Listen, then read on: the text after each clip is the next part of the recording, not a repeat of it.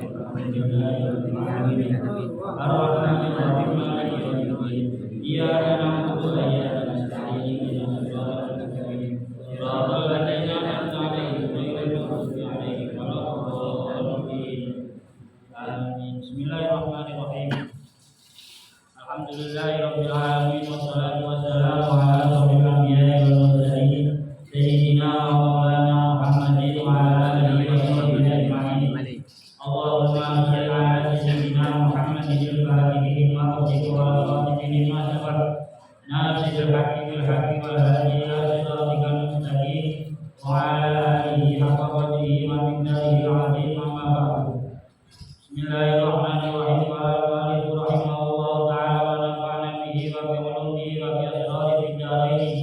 Amin amin ya rabbal alamin wa ya mujibas sa'ilin.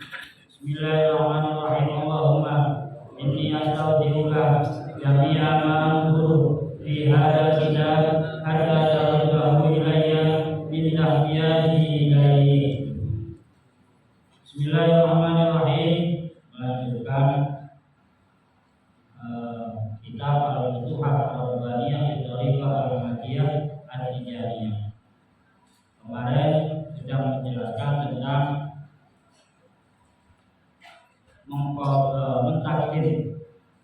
mentakdir wirid subuh dan wirid asar. Wirid asar tidak boleh ditakdir di siang hari. Siang hari tidak boleh ditakdir. Jadi wirid sore tidak boleh dibaca setelah sholat zuhur. Di wirid sore itu syaratnya telah masuk waktu asar, kemudian telah melaksanakan sholat asar. Sudah masuk waktu asar, tapi kok belum melaksanakan sholat asar, maka wiridnya bukan wirid sore. Maka wiridnya bukan wirid sore. Jadi wirid sore itu sudah masuk waktu asar dan juga sudah mengerjakan sholat asar. Kalau dua syarat ini belum terpenuhi, maka kewajiban membaca wirid sore belum dikerjakan. Kalau sudah mengerjakan itu, kemudian terkadang seseorang itu karena ada udzur, maka tidak bisa mengerjakan wirid sesuai dengan waktu yang sudah ditentukan. Maka yang dilakukan apa? Qadha. Di sini disebutkan wa man fatahu wirduhu fala budda lahu min qadha'i. Barang siapa yang tidak bisa mengerjakan wirid di waktu yang sudah ditentukan, maka harus mengqadha wirid, bacaan wiridnya di lain waktu yang sudah ditentukan. Berarti wajib qadha. Qultu wa wajibul qada'i anna al-wirda sara wajiban bil iltizami kan nadri. Kok bisa seseorang itu mengqadai wirid? Kenapa kok diwajibkan qadha? Wirid terserah, wirid dibaca mau silakan, enggak dibaca ya silakan. Tapi kenapa harus ada ketentuan kalau tidak baca wirid di waktu yang sudah ditentukan, maka harus diqadha? Kenapa harus diqadha? Wiridnya bukan wirid wajib. Wiridnya itu apa? Sholat itu yang diqadha cuma sholat wajib. Sampai tidak mengerjakan sholat, maka wajib qadha. Tapi kenapa dalam thariqah wirid itu ada kewajiban untuk mengqadha? Pertama di sini disebutkan bahwasannya wa wajibul qada'i annal wirda sara wajiban bil iltizami kan nadri. Ketika seorang ikhwan itu mengambil sanad ke muqaddam, talqin ke muqaddam, maka pada saat itu ikhwan nazar ke dalam dirinya sendiri bahwasannya orang tersebut akan membaca wirid lazim sampai mati. Jadi sampean ngambil thariqah talqin ke muqaddam, maka pada saat itu sampean mewajibkan diri sampean sendiri untuk membaca wirid lazim, wazifa dan hailalah sampai mati. Kalau tidak dikerjakan di waktu yang sudah ditentukan, maka sampean harus mengqadai wirid yang sampean tinggal. Kenapa kok seperti itu? Rasulullah pernah sholat jamaah sholat zuhur. Ketika sudah sholat zuhur, setelah selesaikan jamaah sholat zuhur, mau sholat sunnah ba'diyah zuhur. Tapi ketika mau mengerjakan, ada utusan dari kaum, ada utusan dari kabilah.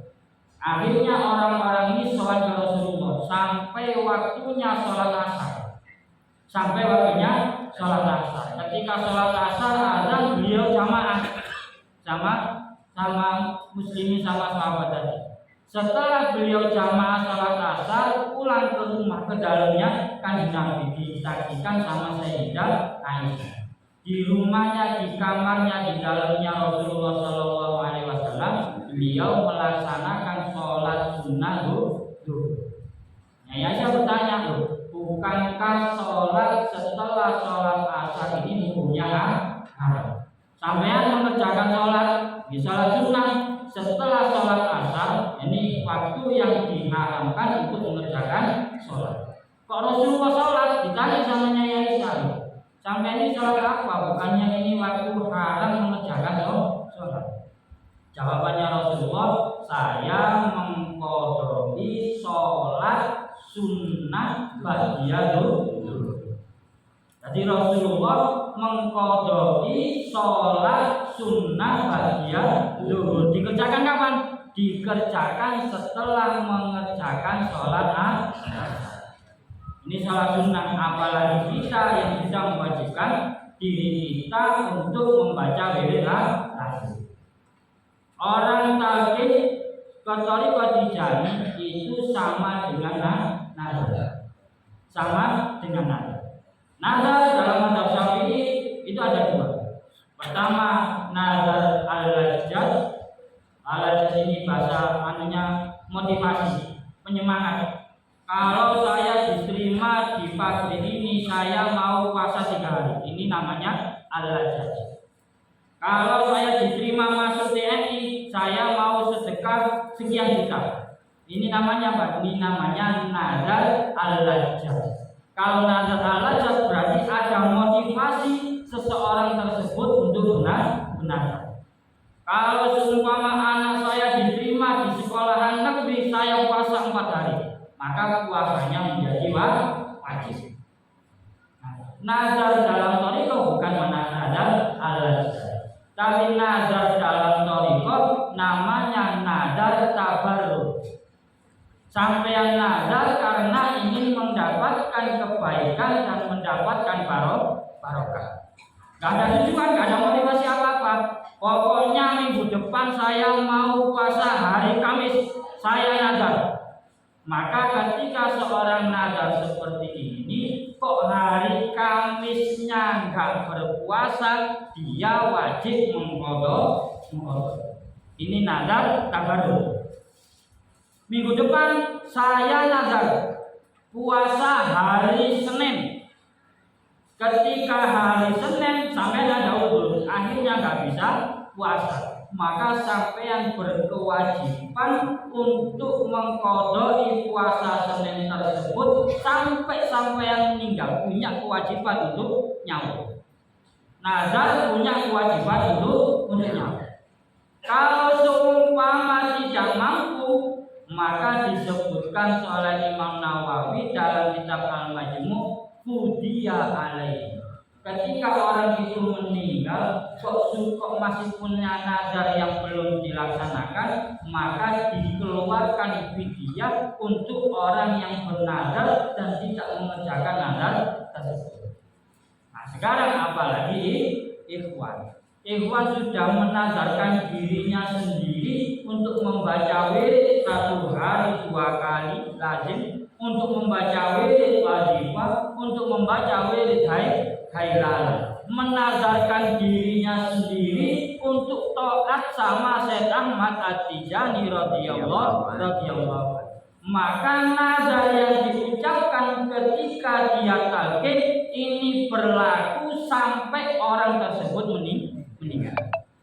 Sampai yang kok enak ikuti mati janji, nggak bisa siap kemana-mana saya. Mau saya ikut jam apa? Mau ditarik talqin saya nggak bisa.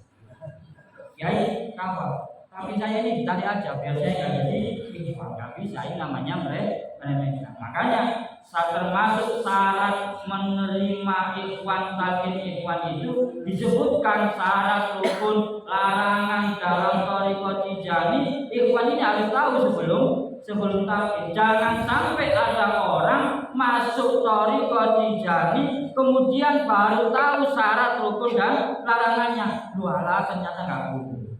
Ini apa? Ini nama harus hati-hati. Sebab apa? Sebab disebutkan di sini wirid dalam thariqah Tijani wajiban bil iltizam, merupakan satu kewajiban disebabkan komitmen, disebabkan keterikatan seorang ikhwan dengan Syekh Ahmad At-Tijani radhiyallahu. Ikatan. Jadi ketika dengan talqin, jampean itu membuat ikatan yang tidak akan pernah lepas ikatan tersebut dengan Syekh Ahmad At-Tijani radhiyallahu. Makanya disebutkan dalam manaqib kalau sampai orang tersebut membuka ikatannya sama Syekh Ahmad At-Tijani maka kafiron wa'in haji, walaupun dia pernah haji. Karena apa? Karena dia membuka ikatan, melepas ikatan perjanjian dengan Syekh Ahmad At-Tijani. Syekh Ahmad At-Tijani tidak pernah memaksa sampean, ayo ikut Tijani. Kalau enggak ikut Tijani, sampean tak sakit, sampean tak bisa, enggak pernah. Bebas. Ikhwan Tijani, thariqah Tijani, aturannya diperjelas, ngaji setiap Selasa akhir, keterkaitan seperti itu. Kalau yang mau talqin berarti sampean akan mengikat diri sampean untuk taat pada Syekh Ahmad At-Tijani radhiyallahu. Ketika sampean tidak mengikuti perintah-perintah Syekh Ahmad At-Tijani, maka sampean harus mengqadha bacaan wirid. Harus mengqadha bacaan wirid. Sampai kapan? Sampai sampean meninggal. Sampai kapan sampean meninggal? Susah Mas, ya susah sampean meninggal dalam keadaan jadi wali, enggak susah. Mau jadi wali kok enak-enak, Mas enak tidur bangun lagi, wah enak jadi wali kayak gini, enggak mungkin. Orang jadi wali itu pasti susah. Tanggungan Syekh Ahmad At-Tijani, ikhwan Tijani yang mengambil talqin kepada muqaddam ditanggung meninggalnya, tidak akan meninggal kecuali dalam menjadi wali. Karena apa? Karena susah. Karena susah sampean baca wirid, kayak baca wirid, dihitung-hitung. Saya baca wirid sudah 20 tahun dan enggak. Saya sudah ikut thariqah Tijani 30 tahun. Enggak semuanya orang bisa mengerjakan, mengikuti taat sama perintahnya guru selama ini. Kalau jadi wali sudah biasa. Wali itu sudah biasa. Dalam thariqah Tijani menjadi wali itu sudah hal biasa, jangan kaget. Ikhwan thariqah Tijani dijamin sama Syekh Ahmad meninggal dalam keadaan wali. Kenapa rentetannya sama? Karena Syekh Ahmad Tijani yang meminta kepada Rasulullah. Kedua, karena apa yang dilakukan dan dibaca sama ikhwan Tijani itu adalah wirid yang disukai sama Allah dan Rasul. Sudah, ini berapa tahun sampean berapa tahun sampean membaca? Bukan beberapa tahun, tapi ketika Syekh Ahmad At-Tijani sudah mengakui bahwa orang tersebut adalah muridnya Syekh Ahmad Tijani, ketika talqin langsung meninggal pun maka tetap akan menjadi wali. Karena apa? Karena tanggungannya Syekh Ahmad At-Tijani radhiyallahu. Walaysa minhu at-tadaru bima fata minal ibadah al-mutatawu biha liyahtada al-mulazama 'alaiha. Maka meskipun secara hukum fikih wirid bacaan wirid ini tidak bisa menjadikan hukum tersebut menjadi hukum wajib, tapi apa? Tapi Rasulullah Shallallahu Alaihi Wasallam pernah bersabda, man awadallahu azza wa jalla ibadatan fatarokah. Ketika seseorang itu sudah dikasih karunia, sudah dikasih nikmat sama Allah Subhanahu wa taala untuk satu ibadah, satu amalan baik, satu wirid yang terus-menerus dibaca. Kemudian orang tersebut fatarokah, meninggalkan karunia Allah Subhanahu wa taala yang telah diterima orang tersebut dalam melaksanakan ibadah, milalatan, meninggalkan karena malas-malasan, bosan saya tiap hari wirid lagi, satu hari wirid lagi, khalifah lagi, hailala lagi, bosan. Ketika ada orang meninggalkan wirid tersebut karena alasan bosan, maqatahullahu ta'ala, maka ingatlah pada saat itu juga dia akan mendapatkan murka dari Allah Subhanahu wa taala. Sampai ketika membaca wirid, ikut talqin ke muqaddam, ikut aturannya Syekh Ahmad Al-Tijani radhiyallahu anhu, maka pada saat itu sampean mendapatkan karunia dari Allah Subhanahu wa taala. Dan apa karunianya? Mau membaca wirid lazim yang sudah ditentukan sama Syekh Ahmad Al-Tijani radhiyallahu anhu. Kok kemudian sampean meninggalkan wirid tersebut, fatarokah hamilalatan atau fatarokah malalatan, meninggalkan karena bosan, tidak mau lagi, merasa tidak ada faedahnya. Saya baca wirid lazim tidak ada faedahnya sama sekali. Akhirnya ditinggal wiridnya. Saya sudah bertahun-tahun baca mas, tapi rezeki saya pancet ini cari uang susah, cari kerjaan susah. Saya sudah baca wazifah tiap hari. Anak itu sih gak gelem nurut nang anak, gak gelem nurut nang saya. Ini apa? Sudah baca wazifah ikut hailala, dikasih ujian sama Allah seperti itu, dia meninggalkan wirid. Kalau sudah seperti ini, fatarokah malalatan maqatahullahu ta'ala. Maka ingatlah murkanya Allah Subhanahu wa taala pasti turun ke orang tersebut. Kenapa? Karena Allah sudah menurunkan karunia kepada kita menolak. Awal kita terima karunia tersebut, oh seneng mas, apa bisa lihat lazim, bisa ketemu orang, bisa ketemu ikhwan di mana-mana. Kemudian tentang masalah sedikit, apa mungkin wiridan. Ini sama saja. Kenapa? Sampean tak kasih uang, kemudian uang yang sampean terima sampean lemparkan lagi ke saya. Bukan dikasih, dilempar. Saya ngasih uang 10 juta ke sampean terima, terus kemudian sampean lempar uang itu ke muka saya. Pasti saya marah. Pasti saya marah. Sudah sampean tak kasih, sampean kan butuh tak kasih. Sudah sampean terima. Sudah sampean terima, mari ini tidak mau terima kasih, sampean lempar lagi uang itu ke saya. Pasti saya marah. Sama dengan Allah Subhanahu wa taala ketika menurunkan karunia-Nya kepada Ikhwan Tijani membaca wirid lazim adibatan ataupun halala, kemudian karena alasan bosan tidak mendapati faedah manfaat dari bacaan wirid yang dia baca, akhirnya meninggalkan bacaan wirid, bacaan lazim, bacaan wazifah halala. Karena apa? Bosan. Maka ingatlah pada saat itu orang tersebut akan mendapatkan murkanya Allah. Kalau sudah mendapatkan murkanya Allah, maka orang tersebut tidak akan selamat baik di dunia ini maupun di akhirat. Dan semoga